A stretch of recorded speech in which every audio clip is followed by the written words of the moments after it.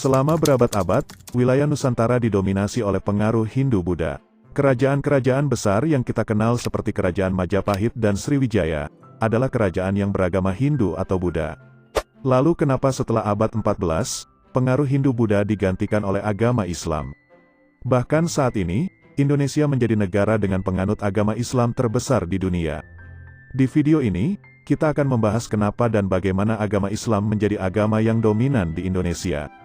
Pastikan sudah melakukan subscribe, menekan like, dan meninggalkan komentar di akhir video.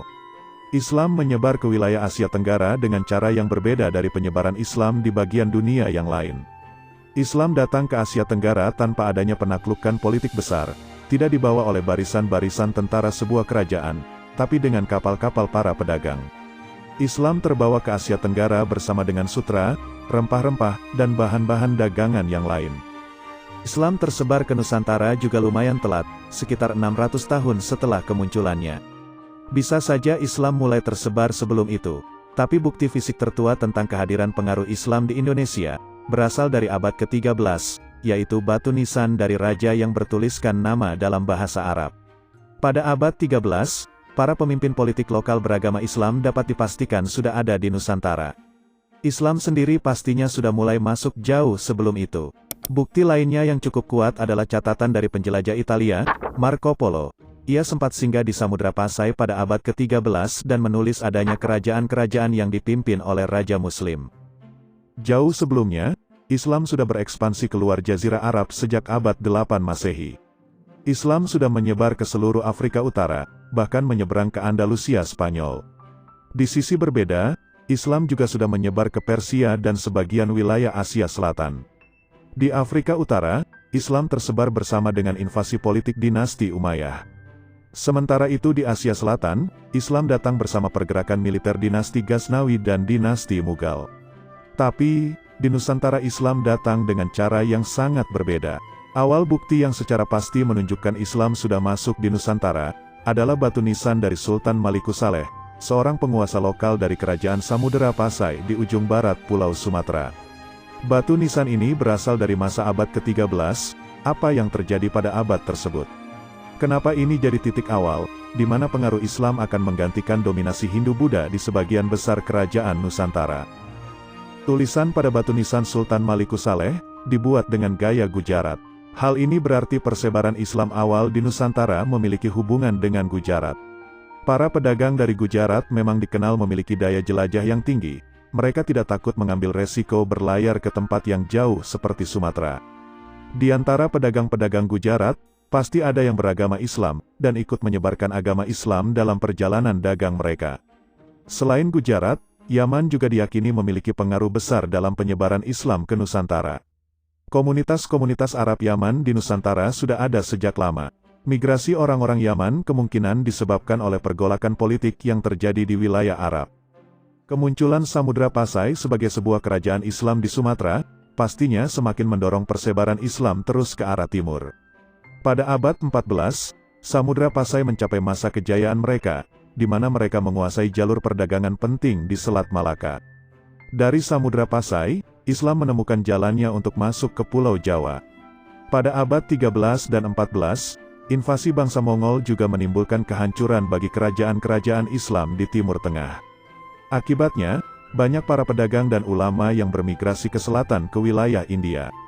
Sebagian dari mereka juga bergerak lebih jauh, hingga Kepulauan Nusantara. Jadi, faktor ekonomi dan perdagangan merupakan sarana penting yang membawa Islam ke Nusantara.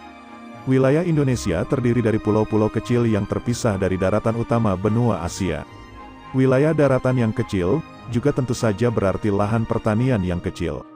Sehingga kerajaan di pulau-pulau Nusantara sangat bergantung pada perdagangan laut, khususnya dengan kerajaan-kerajaan Hindu-Buddha yang ada di wilayah Burma dan Kamboja. Bisa jadi, untuk mengurangi ketergantungan ini, kerajaan-kerajaan lokal di Nusantara mulai semakin memperkuat hubungan dagang dengan para pedagang Muslim dari Arab dan India. Apalagi pada abad 15, Turki Ottoman berhasil menguasai Konstantinopel. Hal ini semakin memperkuat pengaruh Islam dalam jaringan perdagangan internasional. Dari kacamata para penguasa Nusantara, menjalin hubungan dengan pedagang Islam tentu jadi sesuatu yang lebih menguntungkan. Hubungan dagang yang lebih kuat, berakibat pada persebaran agama Islam yang lebih cepat. Di sini terjadi titik balik di mana para raja beralih masuk Islam, lalu diikuti oleh para pengikut mereka. Menjelang datangnya Portugis, kerajaan Malaka adalah kerajaan Islam terkuat. Setelah Malaka ditaklukkan Portugis, para penguasa politik Muslim memindahkan pusat kekuatan mereka ke wilayah Johor.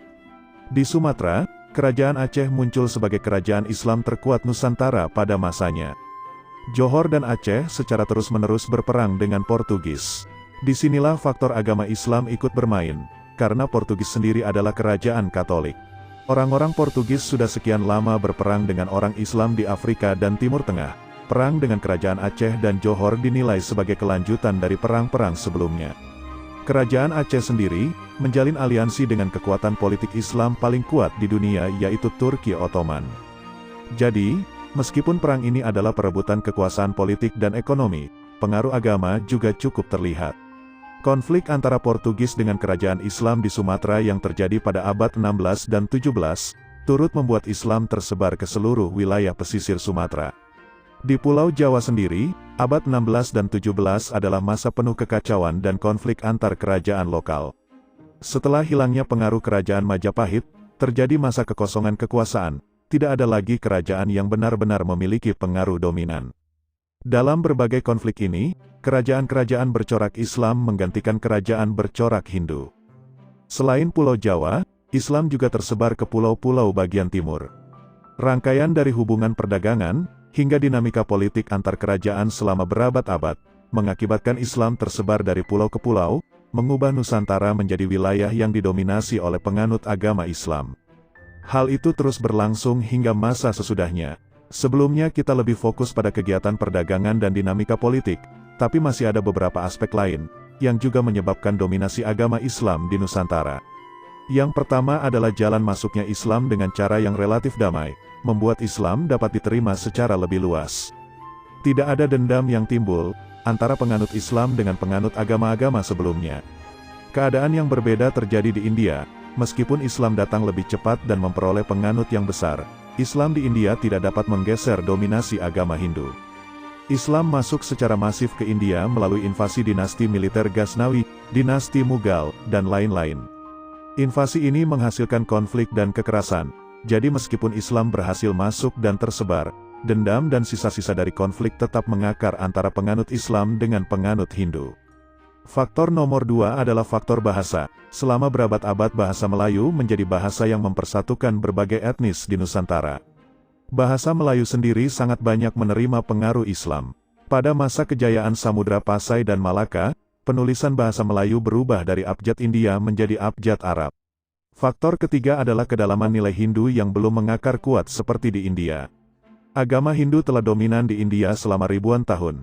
Sistem kasta dan nilai-nilai Hindu sudah sangat kuat, dan tidak bisa begitu saja digeser oleh Islam.